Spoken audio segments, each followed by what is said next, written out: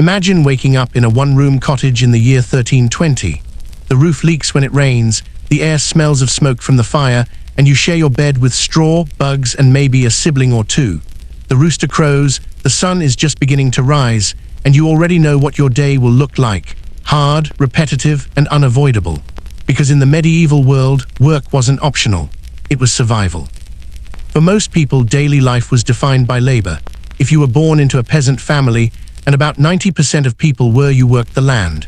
That meant planting crops, pulling weeds, tending animals, and hauling water. Every season had its rhythm. Spring was for sowing, summer for weeding and protecting crops, autumn for harvest, and winter for mending tools, feeding livestock, and praying you had enough food stored to make it through. It wasn't glamorous and it wasn't easy. Tools were simple, wooden plows, scythes, and sickles. Most peasants didn't own the land they farmed. They rented it from a lord or monastery, paying rent in labor or crops. If the harvest was poor, families could starve.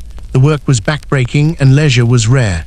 A peasant might get a handful of holy days off each year, but even those often involved religious obligations, not rest. But peasants weren't the only workers.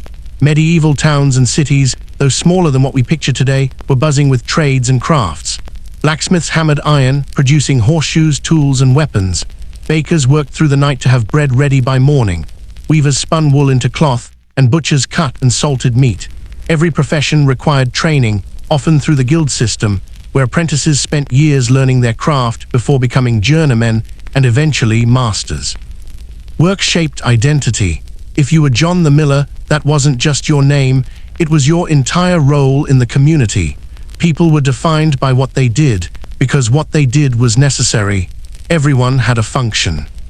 And yet there was another class of workers, those in the church. Monks, priests, and nuns filled roles that combined spiritual duties with practical labor. A monk might spend his morning chanting psalms in the chapel, then spend his afternoon brewing ale or tending the monastery garden. Monasteries were self-sufficient, which meant monks did everything from carpentry to medicine. Priests in villages were expected to serve their parishioners, baptize babies, bless marriages, bury the dead, and offer guidance to souls. The idea of work in the medieval mindset was tied to obligation. Everyone owed service, peasants to lords, lords to kings, kings to God. There was no dream of climbing the social ladder through hard work, no myth that labor itself made you noble. Work was simply what you did because you had no choice. This is why the sinecure, when it appeared, was so shocking. But before we get there, let's pause on the sheer contrast. For most of the medieval population, life was a cycle of toil. They worked with their hands, sweated in fields, and prayed for good weather. Their survival was directly linked to their labor. If you didn't sow, you didn't eat. That's what makes sinecures so fascinating. They flipped the script. Instead of work being tied to survival, a sinecure meant survival, or even luxury, without work. Imagine being a peasant who watched the local rector ride off to live in London while still collecting the tithes from your village. You're left with the grind while someone else gets the paycheck. But I'm getting ahead of myself. Let's zoom in again on medieval work, because understanding it helps us grasp just how outrageous sinecures really were. Take farming, for example.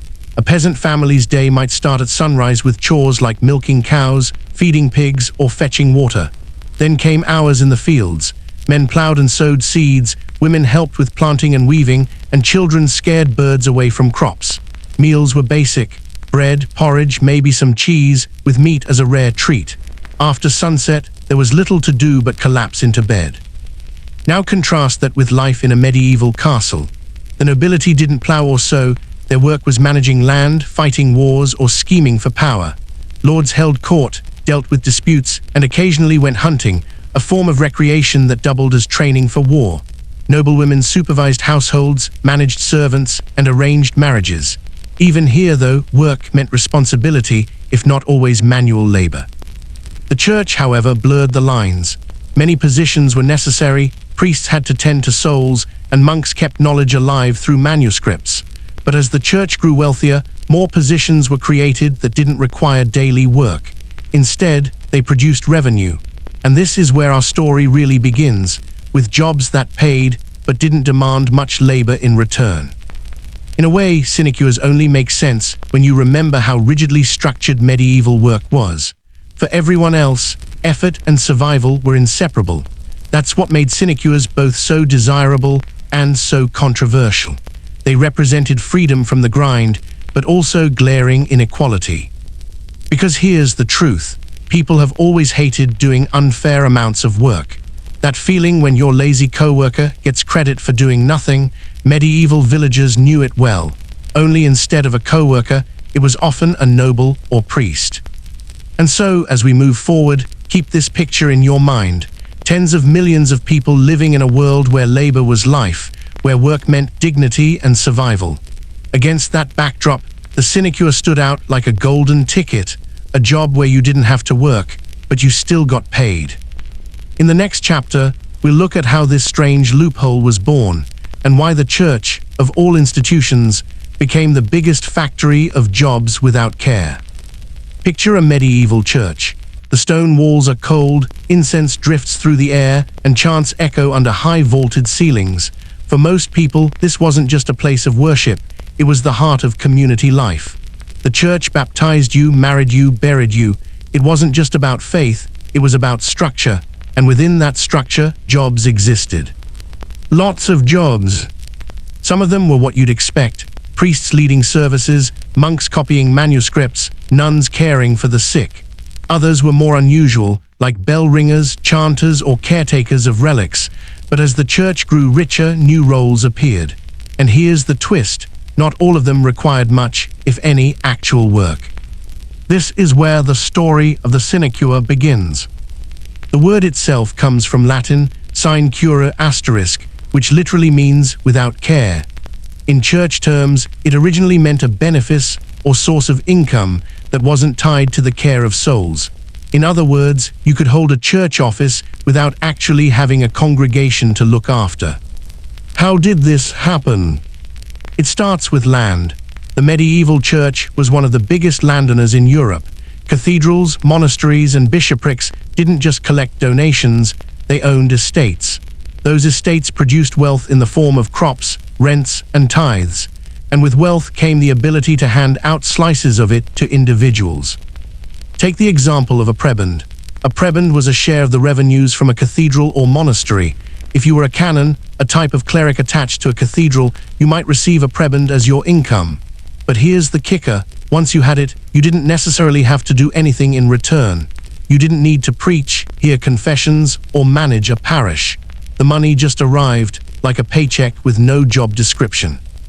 At first, these prebends were supposed to support clergy so they could focus on prayer or study. But over time, they became rewards. Bishops would hand them out to relatives, kings would secure them for their loyal followers, and ambitious families would angle to get them for their sons. The system worked beautifully for those at the top. Imagine being the third son of a noble family. You're not inheriting land, and you're not exactly cut out for war. Instead of sending you off to struggle, your family pulls some strings and lands you a church sinecure. Suddenly, you have steady income for life. No fields to plow, no congregation to manage, just a title and a revenue stream. It was, in a way, the medieval trust fund. But there was a catch. For every sinecure holder who lounged in comfort, there had to be someone else actually doing the work. So often, sinecures created a shadow system of underpaid stand-ins. If you were granted a parish but didn't want to live there, you'd hire a vicar to do the preaching, baptizing, and burying on your behalf. The vicar got a fraction of the income, while you pocketed the rest. This wasn't rare, it was common, and it frustrated ordinary people. Parishioners might never see their official rector, only the underpaid substitute left to do the real work. From the church's perspective, sinecures were convenient.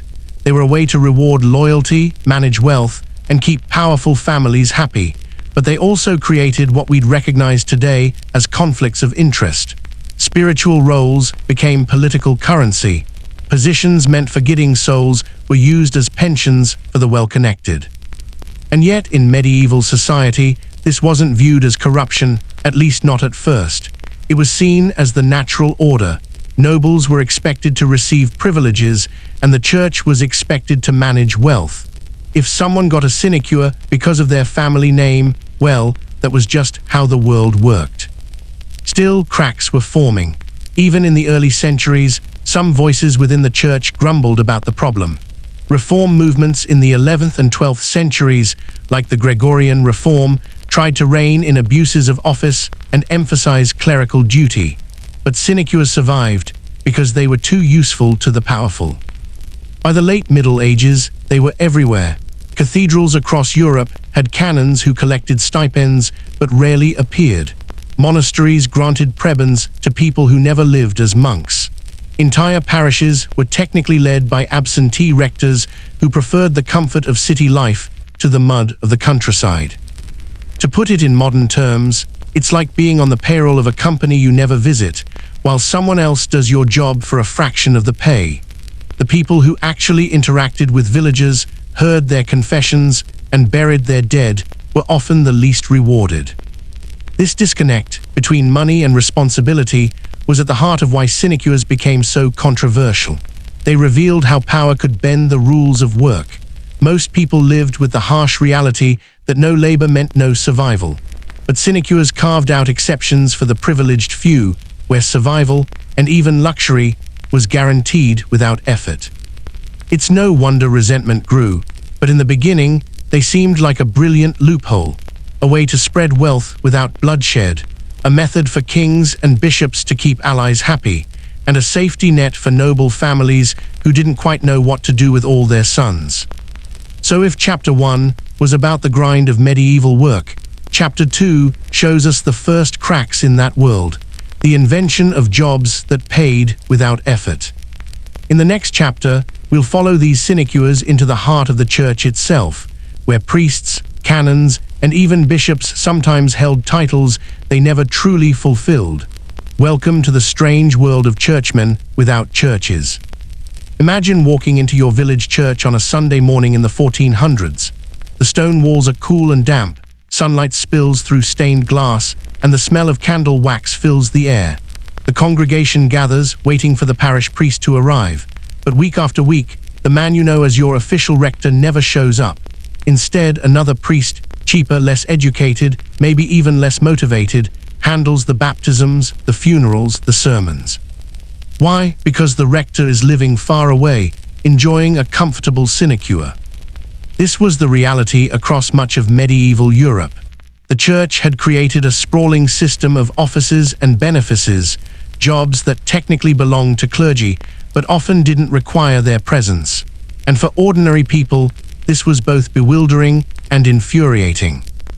Let's start with prebends. These were slices of cathedral or monastery income, granted to canons or clerics. A prebend might come from rents on farmland, income from mills, or tithes from villagers.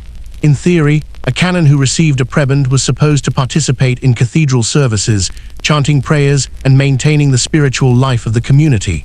But in practice, many prebendaries collected their income while living elsewhere, sometimes even in another country. Then there were rectories. A rector was the official head of a parish, but often the rector treated the position as an investment. He collected the tithes, the tenth of everyone's income that peasants were required to give, but didn't bother living among his parishioners. Instead, he hired a vicar to do the actual work. The vicar received a modest stipend, barely enough to live on, while the rector pocketed the lion's share. For villagers, this created a strange dynamic. Their spiritual father was a distant name, someone they might never meet. Meanwhile, the man who actually baptized their children or heard their confessions was often underpaid and overworked. It was like paying premium rent for a luxury apartment and getting stuck with a leaking shack. Absenteeism, the habit of office holders never showing up, became one of the church's biggest scandals. Bishops were sometimes the worst offenders. Many held multiple bishoprics at once, drawing income from several dioceses while rarely setting foot in them. One famous example was Cardinal Wolsey in England. He was Archbishop of York, Bishop of Winchester, and held several other lucrative positions simultaneously, while also serving as Henry VII's chief minister. The result: enormous wealth for Wolsey, but very little attention to the everyday spiritual needs of his flock. The church justified sinecures in several ways. Officials argued that wealthy clergy could fund charitable works, support scholars, or maintain grand cathedrals. In some cases, this was true. Money from sinecures did go toward education or building projects, but more often, it lined the pockets of men who lived in luxury while preaching poverty. This hypocrisy didn't go unnoticed. Ordinary parishioners grumbled about their absentee priests. Reformers began to speak out. John Wycliffe in England, in the 14th century, criticized the church for allowing men to hold multiple benefices and neglect their duties. Jan Hus in Bohemia followed with similar critiques. Both men, not coincidentally, faced fierce backlash from church authorities. The problem wasn't just spiritual neglect, it was financial exploitation. Imagine you're a poor peasant scraping together enough to pay your tithe. You expect that money to support your local church, your priest, and your community. Instead, it's being funneled to a wealthy cleric living in Paris, Rome, or London, someone who's never once spoken to you. That kind of disillusionment built resentment, not just toward individuals, but toward the entire institution. And it wasn't limited to rural villages. In cities too, sinecures were rampant. Universities like Oxford and Paris were filled with students who held prebends or benefices, using the income to fund their studies without ever fulfilling the spiritual duties attached to them. In some cases, teenage boys were granted sinecures long before they were old enough to perform priestly functions. It was less about religion, more about securing financial futures. To give you a picture, a 15-year-old son of a noble family might technically be the rector of a parish. He collects the revenue, enjoys the title, maybe even dresses the part. But the actual preaching, blessing, and burying, that falls to some underpaid stand-in who gets little recognition. It's not hard to see why resentment boiled. For centuries, the church had been seen as a spiritual refuge, but the sinecure system made it look more like a business, one where titles were investments and souls were secondary. Of course, there were good priests, hard-working vicars, and devout monks. Many gave their lives in service to God and community, but the presence of so many sinecures cast a long shadow. They became symbols of everything people distrusted about the institution: greed, hypocrisy, and privilege. And the irony is rich. The church preached that labor was holy, that everyone had a God-given role in life. Peasants were told to work diligently, nobles to rule wisely, clergy to guide faithfully. Yet sinecures created a loophole where certain men could bypass that duty entirely. They reaped the rewards without shouldering the burden. By the late Middle Ages, the problem was undeniable. Criticism grew louder, reform movements gained traction, and cracks began to appear in the authority of the church. Sinecures weren't the only issue, but they became a powerful symbol of corruption, an easy example reformers could point to when arguing that the church had lost its way. So when we talk about churchmen without churches, we're not just talking about lazy priests. We're talking about a system that turned sacred offices into revenue streams, faith into finance. It was a world where titles could be bought, sold, or given away, with little thought to the people left behind. And that, more than anything, set the stage for upheaval. Because when ordinary people realized their faith was being exploited for profit, the seeds of rebellion were planted. In the next chapter, we'll step outside the church walls and into the castles of kings and nobles, where sinecures took on a new form. Ceremonial titles, bizarre jobs, and cushy positions became tools of power, loyalty, and politics. Welcome to the world of noble sinecures, where work was optional and privilege reigned supreme. Picture a grand medieval castle. The banners fly, torches flicker along the walls, and servants bustle about carrying trays and messages. In the center sits the lord or king, surrounded not just by warriors and advisors, but by men who hold curious titles: keeper of the swans, master of the wardrobe, groom of the stool. Some of these titles meant actual work, but many were what we'd now call fake jobs. They paid well, carried prestige, and often required little more than showing up at ceremonies. Welcome to the noble side of sinecures. The church may have pioneered the system of jobs without duties, but the nobility perfected it. Kings quickly realized that sinecures were powerful political tools. Instead of handing out bags of gold, they could hand out jobs. These jobs came with income, usually drawn from estates, taxes, or royal funds, and more importantly, with status. To hold a sinecure was to hold a place in the royal orbit. Some sinecures sounded glamorous. Imagine being appointed the keeper of the royal falcons. In theory, you were responsible for training and maintaining the king's prized hunting birds. In practice, you might never touch a falcon at all. Other people handled the dirty work. You just held the title, enjoyed the income, and stood proudly at court when the king went hunting. Other titles were even stranger. In France, there was the Grand Panetier, technically in charge of the king's bread. In reality, bakers did the baking. The panetier's job was ceremonial, handing the bread to the king during feasts, then retreating to a comfortable life supported by estates attached to the role.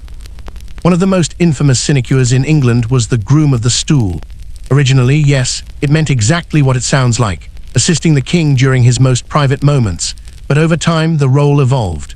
By the Tudor period, the groom of the stool was one of the king's closest confidants, handling financial documents and advising on policy.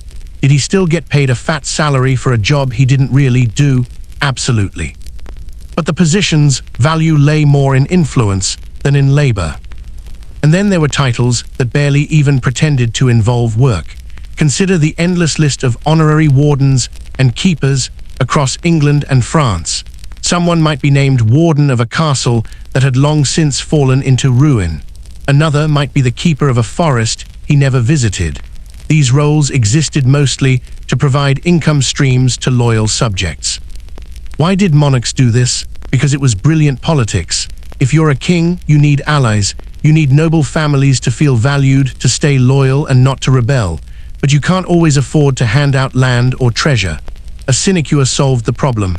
It gave prestige, income, and a sense of importance, all without costing the king much directly. It was essentially medieval patronage. Instead of corporate board seats or government consultancies, rulers handed out sinecures. And just like today's cushy positions, they often went to family members, friends, or political allies. But there was another layer. Sinecures created a visible hierarchy at court. To hold one of these titles was to signal your closeness to power. It wasn't just about the money, it was about being seen as someone the king trusted. Even if your job was official bearer of the royal napkin, the fact that it was royal made you important. This also created a cascade of absurdity. For every noble with a sinecure, there had to be underlings who did the actual work. The groom of the stool might not clean anything, but servants did. The keeper of the falcons might never touch a bird, but falconers did. The sinecure holder got the prestige, the servants got the labor. Sound familiar? It's the same pattern we saw with absentee priests and underpaid vicars. The system wasn't without critics. Some nobles grumbled that sinecures cheapened honor by handing it out too freely. Commoners often saw them as symbols of waste, especially when taxes were raised to fund royal extravagance. But for centuries, sinecures were deeply entrenched in the fabric of political life. They weren't just jobs, they were currency. Sometimes sinecures could even become hereditary. A noble family might hold the same ceremonial office generation after generation, turning it into a family tradition. In England, for example, the office of Lord Great Chamberlain became effectively hereditary, passed down through families while continuing to carry income and ceremonial prestige. It's tempting to laugh at these roles, to imagine lords strutting around with titles like Keeper of the Royal Lapdogs. But we should also see how serious they were in their time. Sinecures reinforced loyalty, displayed wealth, and maintained social order. They showed everyone at court who mattered and who didn't. Still, the tension was always there. Beneath the glitter of titles and ceremonies lay the same problem as in the church: resentment. When peasants paid taxes and saw that money funneled into fake jobs, or when hard-working knights watched a courtier rise in influence without ever drawing a sword, bitterness festered. And over time, those frustrations added to a larger sense that the system was unjust. Ordinary people lived lives of hard labor, bound by obligations they couldn't escape. Meanwhile, the privileged floated above, collecting money for titles that were little more than words on parchment. Sinecures in the nobility revealed something universal about power. Those at the top often find ways to reward loyalty without requiring effort. It's not about the job, it's about the relationship, about being seen, rewarded, and remembered. In the next chapter, we leave the castles behind and return to the villages and towns where the resentment was building. We'll see how ordinary people reacted to absentee priests, fake noble jobs, and the sense that the world was stacked against them. Welcome to the simmering anger that would eventually fuel reform. Imagine you're a peasant in a small English village in the 1400s. You've spent the week breaking your back in the fields, paying rent to your lord and tithes to your parish church. You show up on Sunday hoping for a sermon, some guidance, maybe even comfort in hard times. But the rector, the man who's supposed to lead you, never arrives. Instead, a poorly paid vicar mumbles through the service, clearly exhausted and distracted. And yet, when you hand over your tenth of the harvest, you know most of it isn't staying in your village. It's going straight into the pockets of an absentee priest who lives in London. That sting, that sense of unfairness, wasn't just personal, it was widespread. Resentment towards sinecures grew from the ground up, fueled by the daily experiences of ordinary people who saw themselves doing all the work while others reaped the benefits. For peasants, who already lived at the edge of survival, sinecures symbolized everything wrong with the system: privilege without responsibility, wealth without labor, power without accountability. The church, once seen as a spiritual refuge, became a particular target. Villagers whispered about priests who never visited, bishops who collected income from multiple dioceses, and canons who lived in comfort far from their flocks. The idea that a man could hold several benefits while doing none of the actual work was infuriating. Parishioners were left with poorly trained vicars who often struggled to provide even the basic sacraments. Imagine baptizing your child in a font cracked from neglect, while knowing the money that could repair it is feeding a priest's dinner in Paris, or burying a loved one in a churchyard where the grass is overgrown because the rector has never once set foot there. These weren't abstract grievances, they were daily insults that cut deep. And the resentment wasn't limited to the church. Nobles and royals who handed out sinecures also fueled bitterness. When peasants paid taxes that funded absurd titles like Keeper of the King's Wardrobe, they couldn't help but notice the gap between their own endless labor and the effortless privilege of the elite. The sense of injustice wasn't just spiritual, it was economic and political. Over time, this anger found a voice. In England, the 14th century reformer John Wycliffe railed against absentee clergy and the corruption of church offices. He argued that the church should return to a life of poverty and service, rather than wealth and luxury. His followers, known as the Lollards, spread these ideas among common people who were more than ready to listen. They had lived the reality Wycliffe described. On the continent, Jan Hus in Bohemia echoed similar criticisms. He attacked the practice of priests holding multiple benefices and neglecting their duties. For Hus, sinecures were evidence that the church had strayed from Christ's example. Ordinary people flocked to his sermons, seeing in him a reflection of their own frustrations. The resentment wasn't only about money, it was about dignity. Medieval peasants didn't expect equality, they knew the world was hierarchical, but they did expect fairness within that system. If a priest was paid to care for souls, he should show up. If a noble was given a title, he should fulfill the duties attached to it. Sinecures broke that unspoken contract. They exposed the system as one where rules bent for the powerful, but not for the weak. And when resentment grows long enough without relief, it turns into unrest. The late Middle Ages were filled with uprisings that, while not solely about sinecures, were fueled by the same sense of injustice. The English peasants' revolt of 1381, for example, began over taxes but quickly expanded into broader demands for fairness and an end to corruption, while rebels may not have shouted "down with sinecures." Specifically, their anger at absentee landlords and unjust officials was rooted in the same frustration. Stories also spread like wildfire. Tales of priests holding 5 or 6 benefices while never visiting a single parish circulated among villagers, feeding the sense that the system was rotten.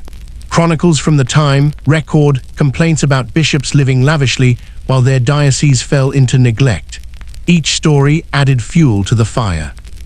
We often imagine medieval people as passive, resigned to their fate, but resentment shows they weren't blind.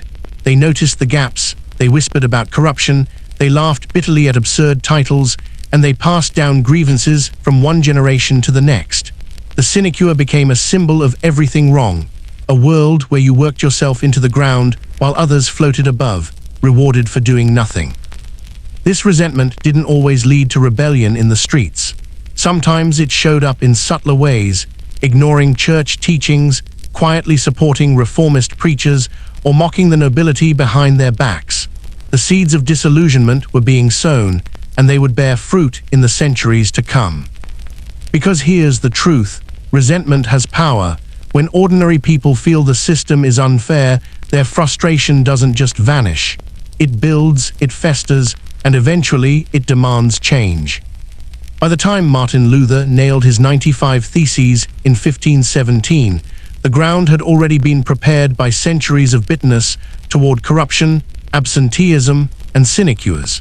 His protest didn't appear out of nowhere. It tapped into a long-standing frustration shared by millions across Europe. So when we talk about sinecures, we're not just talking about lazy priests or pampered nobles. We're talking about the lived reality of ordinary people who felt cheated, ignored, and exploited. Their resentment became one of the great driving forces of reform. In the next chapter, we'll see how reformers picked up that resentment and turned it into a weapon. From Wycliffe and Hughes to Luther and beyond, sinecures became Exhibit A in the case against corruption. And once the reformers got started, the system would never look the same again. By the late Middle Ages, sinecures were no longer just a quiet perk of the powerful. They had become a public scandal. Ordinary people resented them, and reform-minded thinkers began to sharpen their arguments. What had once been tolerated as a political convenience now stood accused of corrupting both church and society. One of the first to take a swing was John Wycliffe in 14th century England. Wycliffe was a scholar at Oxford, a man with a sharp tongue and an even sharper pen. He looked at the church of his day, wealthy, politically entangled, and full of sinecures, and declared it had lost its way. To him, priests who held offices without doing their duties weren't just lazy, they were betraying their sacred calling. Wycliffe called for the church to give up its wealth and return to a life of simplicity and service. In his view, the gospel couldn't be preached by men who treated parishes as little more than income streams. His words struck a nerve. Many of his followers, nicknamed the Lollards, weren't scholars. They were ordinary townsfolk and villagers who knew all too well what it was like to see money leave their communities while their priests remained absent. Wycliffe gave them language for their frustration. Sinecures became Exhibit A in the case that the church had strayed from Christ's example. On the continent, Jan Hus picked up the same thread in Bohemia a generation later. Hus railed against clerical absenteeism and the practice of priests holding multiple benefices. He argued that spiritual leaders who abandoned their flocks in favor of wealth and titles were unworthy of their office. Hus preached to packed crowds in Prague, stirring resentment that already simmered in the hearts of ordinary people. His criticism of sinecures wasn't abstract, it was grounded in what his listeners saw around them. Parish churches neglected while their revenues funded distant clergy. Both Wycliffe and Hus paid a steep price. Wycliffe was condemned posthumously, his bones dug up and burned. Hus was executed at the stake in 1415, yet their words didn't die with them. They lingered, passed down in whispers and pamphlets, waiting for the right spark. That spark came in 1517, when Martin Luther nailed his 95 Theses to the church door in Wittenberg. Most people remember Luther for his attack on indulgences, but sinecures were also in his sights. Luther was furious at the way the church treated offices as commodities. Bishops collected benefices like trophies, priests bought their way into sinecures, and parishioners were left spiritually starving. Luther declared that the church was bloated with parasites, more interested in money than in souls. He wasn't exaggerating. By Luther's time, the problem had reached absurd levels. Some high-ranking clergy held dozens of benefices, each one generating income, while they never set foot in most of the parishes under their name. Ordinary Christians noticed. Their priests were underpaid and poorly educated, while church leaders grew rich off sinecures. It was hard to defend such a system when it looked so obviously corrupt. Reformers seized on the contrast. They painted vivid pictures of hard-working believers struggling to live faithfully, while sinecure holders lounged in luxury. Pamphlets mocked bishops who couldn't even list the names of the parishes they technically served. Sermons thundered against lazy priests who pocketed wealth while doing nothing. Sinecures became more than a quirky medieval practice.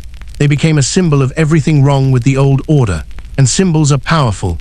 A peasant might not understand the complexities of church politics, but he understood what it meant when the local priest never showed up. A craftsman might not follow theological debates, but he knew what it meant when his taxes funded useless noble offices. Reformers connected those personal frustrations to their broader calls for change. It worked. Luther's message spread like wildfire, helped along by the new printing press. His criticism of sinecures resonated because it matched what people already felt. They didn't need convincing that something was wrong. They lived with the consequences daily. What Luther gave them was moral authority, permission to say that the system was not just unfair, but ungodly. From there, the Reformation snowballed. Other reformers, Calvin in Geneva, Zwingli in Zurich, echoed the same themes. The Catholic Church itself eventually recognized the damage sinecures had done.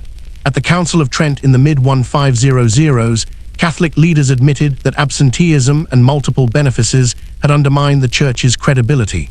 They passed reforms to curb the worst abuses, requiring bishops to live in their dioceses and priests to actually serve their parishes. But by then, the damage was done. The word sinecure had become shorthand for corruption, privilege, and empty ceremony. Even in secular politics, the idea spread. Pamphleteers in England and France began attacking sinecures in government, mocking them as wasteful.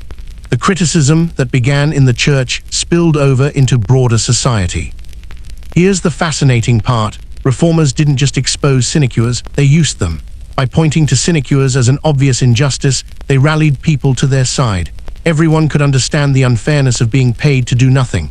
It was a simple image, easy to grasp, and hard to defend. In that way, sinecures helped fuel revolutions, not by their existence alone, but by how they embodied a larger truth, that the powerful lived by different rules than everyone else. So sinecures weren't just a quirky footnote in history, they were a catalyst. They took ordinary resentment and gave reformers a rallying cry. From Wycliffe to Hughes to Luther, the message was the same: no one should be rewarded for neglect. No one should grow rich while others do their work. In the next chapter, we'll see how monarchs themselves began to turn on sinecures, not out of moral outrage, but out of political necessity.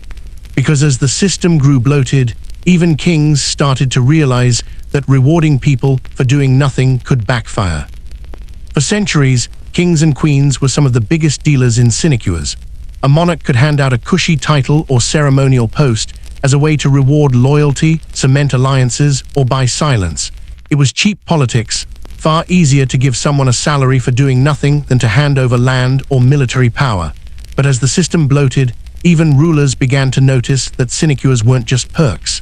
They could be liabilities. Take Henry VIII of England. He's remembered for his 6 wives and his break with the Catholic Church, but less often for his war on corruption in church offices. When Henry dissolved the monasteries in the 1530s, part of his motivation was greed. He wanted their wealth. But another part was frustration with a church system clogged by absentee clergy and sinecures.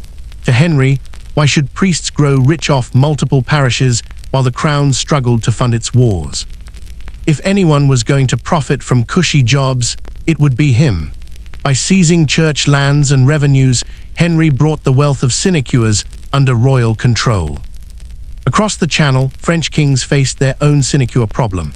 By the time of Louis XIV, the Sun King, the French court was bursting with absurd titles: Keeper of the Royal Dogs, Inspector of the King's Beds, Gentleman of the Chamber. Many of these were sinecures, positions with no real duties, passed down from generation to generation, eating up state revenue. For Louis, who wanted to centralize power and run France like a well-oiled machine, this was a problem. He needed efficient administrators, not a bloated payroll of ceremonial freeloaders. So what did he do? He kept the sinecures, but he clipped their wings. Louis was clever.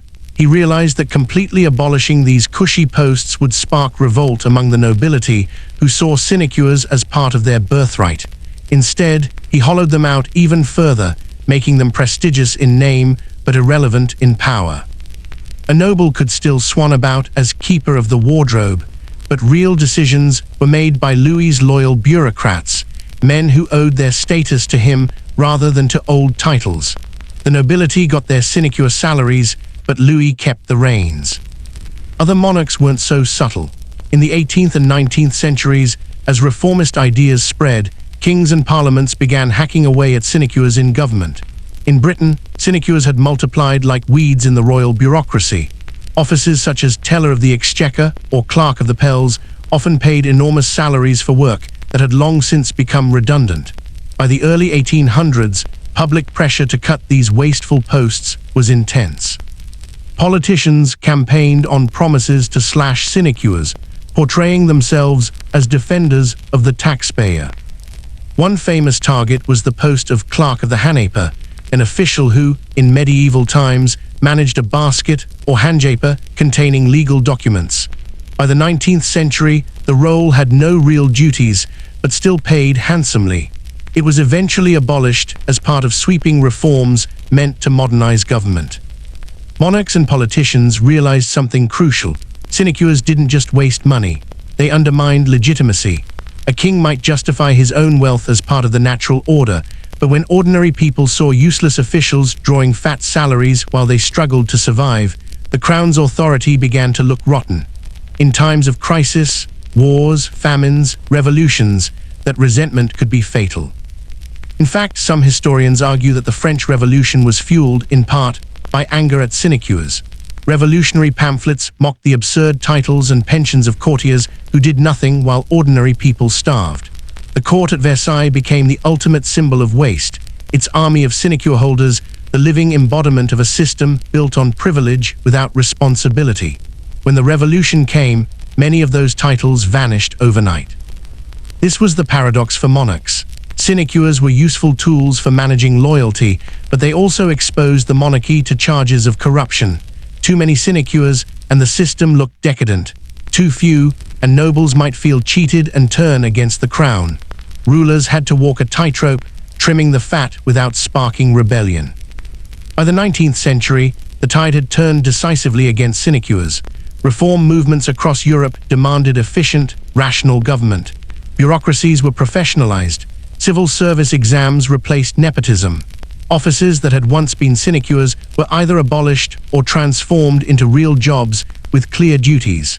Monarchs who resisted these reforms risked losing their thrones altogether. Yet even as they cracked down, rulers never fully abandoned the logic of sinecures. The impulse to reward loyalty with easy perks was too tempting.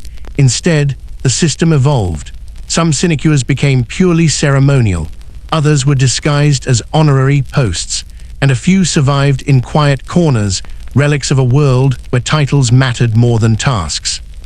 For monarchs, sinecures were both a gift and a curse. They bought loyalty cheaply, but they carried the constant risk of public anger. And as the centuries rolled on, it became clear that no crown could afford to ignore that anger. In the next chapter, we'll follow the slow, stumbling decline of sinecures. Even after reformers attacked them and monarchs trimmed them, sinecures lingered on, sometimes for centuries, before they were finally forced into extinction. If sinecures were such obvious parasites, you might think they disappeared quickly once reformers and monarchs started cracking down.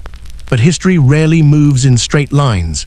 Instead of vanishing, sinecures lingered like ghosts, half-remembered privileges, clinging to life in the corners of government and society. Their slow death stretched across centuries, and in some places, well into the 20th century. Take Britain, for example. By the 1700s, sinecures in government were notorious. Posts like Teller of the Exchequer or Clerk of the Pells still paid enormous salaries, even though their original functions were either obsolete or delegated to underpaid clerks. These offices became the stuff of satire. Writers like Jonathan Swift and later cartoonists skewered officials who earned fortunes while doing nothing. For reformers, sinecures were an easy target, a way to argue that the government was corrupt and needed change. Yet the system endured. Why? Because sinecures were politically useful. They gave prime ministers and monarchs a way to reward supporters without handing them actual power. A politician who needed to keep a backbencher loyal could dangle a sinecure as a prize. A king could soothe a disgruntled noble by appointing him to a cushy office with no responsibilities. Cutting sinecures meant cutting a key tool of political management. Still, pressure for reform kept building. By the early 1800s, Britain was changing fast. Industrialization, urbanization, new classes demanding representation. In that environment, sinecures looked increasingly indefensible. The Reform Acts of the 19th century expanded voting rights and raised public scrutiny of government spending.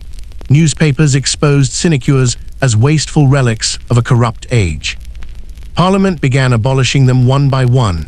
The sinecure of Clerk of the Haneper, whose job had once been to manage a basket of legal documents, was finally abolished in 1832. The tellers of the Exchequer, whose financial duties had long since been handed to accountants, were eliminated in 1834. Piece by piece, the old sinecure network was dismantled. France went through a similar process. After the Revolution, many of the most absurd sinecures of Versailles were swept away in the name of equality. But Napoleon, ever the pragmatist, reinvented the logic of sinecures for his own empire. He created honorary titles and ceremonial posts to reward loyalty, even if they weren't technically sinecures in the old sense. Later French monarchs tried to balance reform with tradition, but by the 19th century, sinecures were increasingly seen as incompatible with modern, bureaucratic government. What's striking is how long the remnants lasted. In Britain, even as late as the 20th century, a few sinecures survived as odd constitutional quirks. The two most famous are the Chiltern Hundreds and the Manor of Northstead. These aren't real jobs at all, but they're still technically sinecures. They exist because members of Parliament aren't allowed to resign.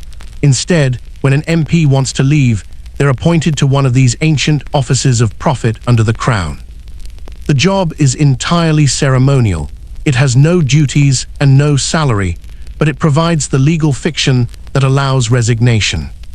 Elsewhere, sinecures mutated rather than vanished. In some cases, they became pensions disguised as jobs.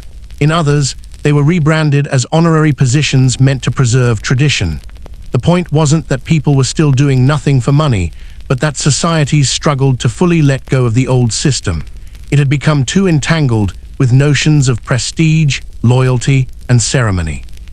Even outside Europe, echoes of sinecures could be found.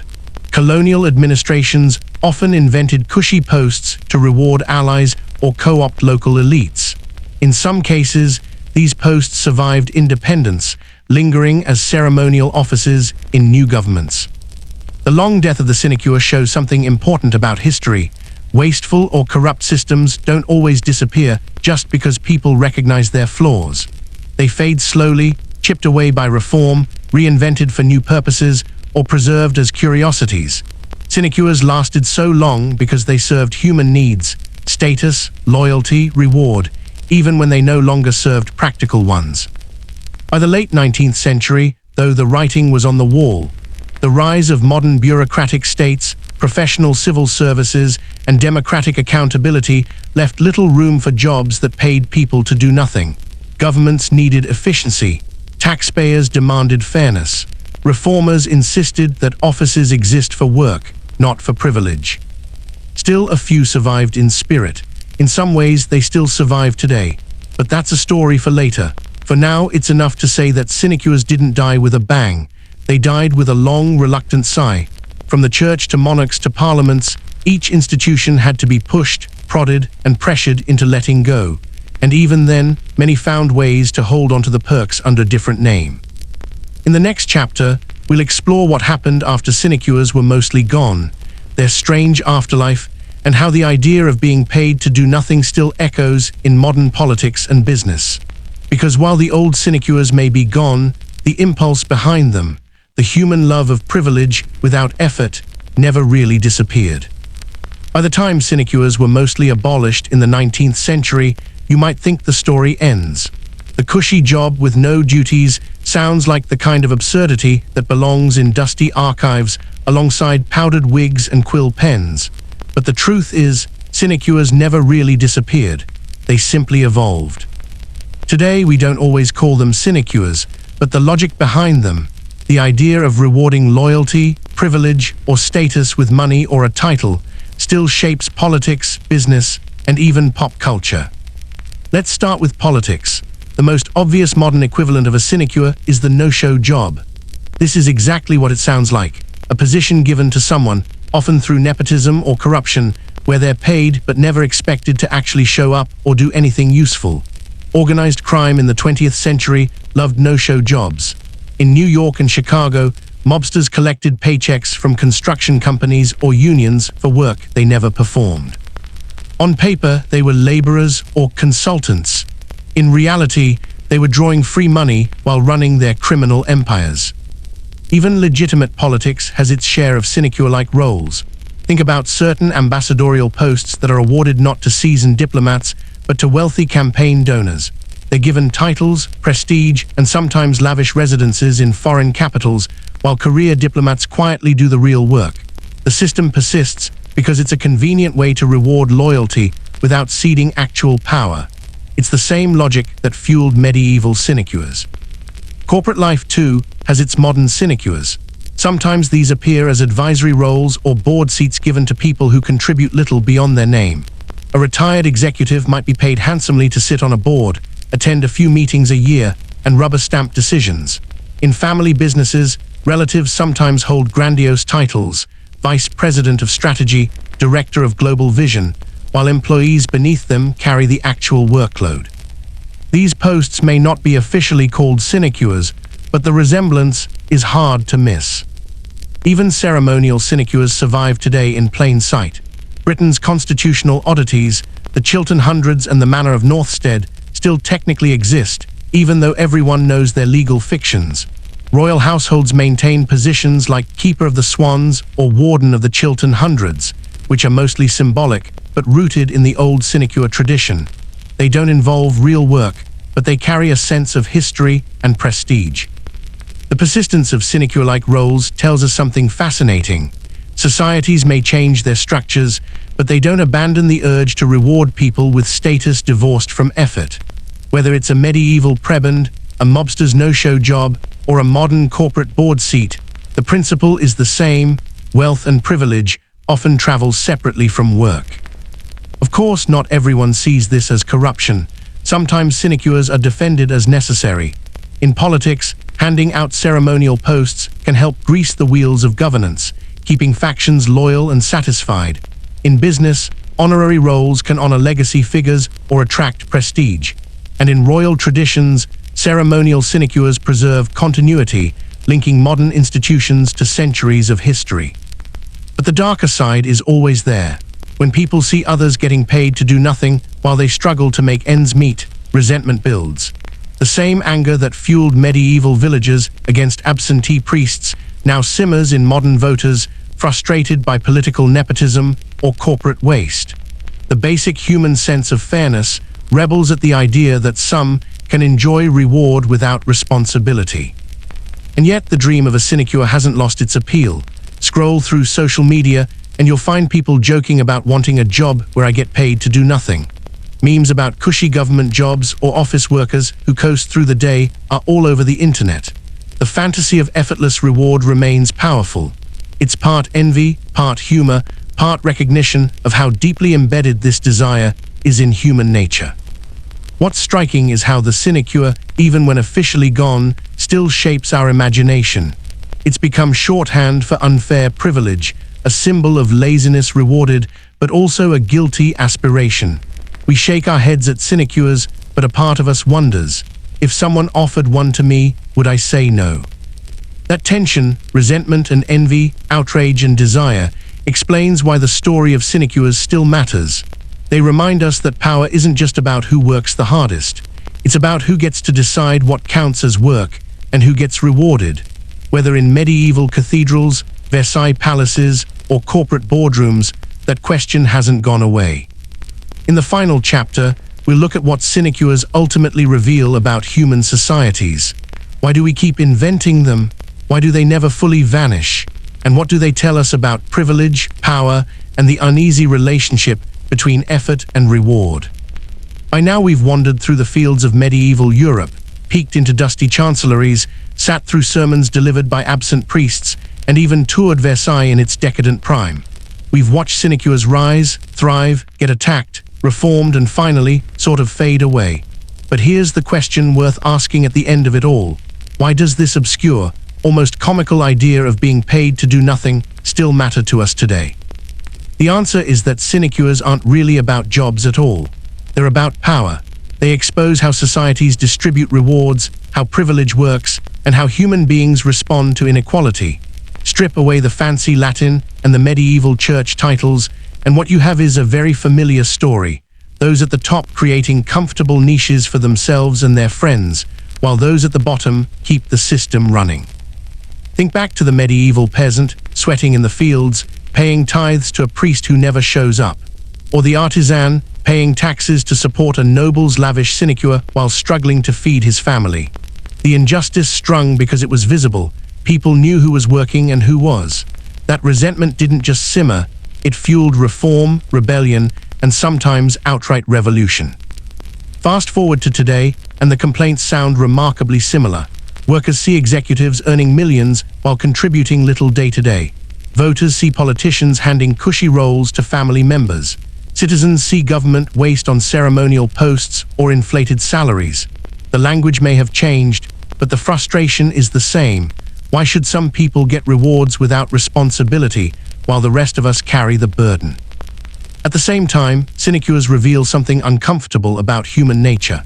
For all the anger they provoke, there's also fascination, even desire. The fantasy of an easy job, a title without labor, still captivates us. We daydream about it, we joke about it, we meme about it. Deep down, many of us would accept a sinecure in a heartbeat if it were offered. That's part of why societies keep reinventing them. The privilege of effort-free reward is tempting, even if we condemn it in others. This tension, resentment and envy, outrage and aspiration, makes sinecures more than just a quirky footnote in history. They're a mirror. They force us to ask whether our societies are really fair, whether our systems of reward truly reflect effort, and whether we're as immune to privilege as we like to think. Even the sinecures that linger today, like Britain's bizarre Chiltern Hundreds, remind us of the deep roots of tradition. Sometimes we preserve them not because they're useful, but because they link us to the past. They're a reminder of how societies change slowly, reluctantly, and often imperfectly. We abolish the worst abuses but keep the symbols, perhaps as a way of saying, yes, this was once who we were. So why does this all matter? Because the sinecure story isn't over. We live in a world where wealth and power are still unevenly distributed, where connections and privilege still shape opportunity, and where rewards are often detached from labor. Whether we're talking about nepotism in politics, golden parachutes in business, or ceremonial roles in government, the sinecure lives on in new forms. To study sinecures is to study the ways humans organize privilege and the ways we push back against it. It's to see how resentment can spark reform, how corruption can be dressed up as tradition, and how societies wrestle with the gap between fairness and favoritism. And maybe it's also to laugh a little, because there's something undeniably absurd about a world where someone was once paid to keep the king's swans or to manage a basket of legal papers that no longer existed. History, after all, isn't just tragedy, it's comedy too. So the next time you hear about someone with a cushy, ceremonial job, or a politician's cousin appointed to a mysteriously vague, special advisor role, you'll know this isn't new. It's medieval. It's a sinecure dressed up in modern clothes.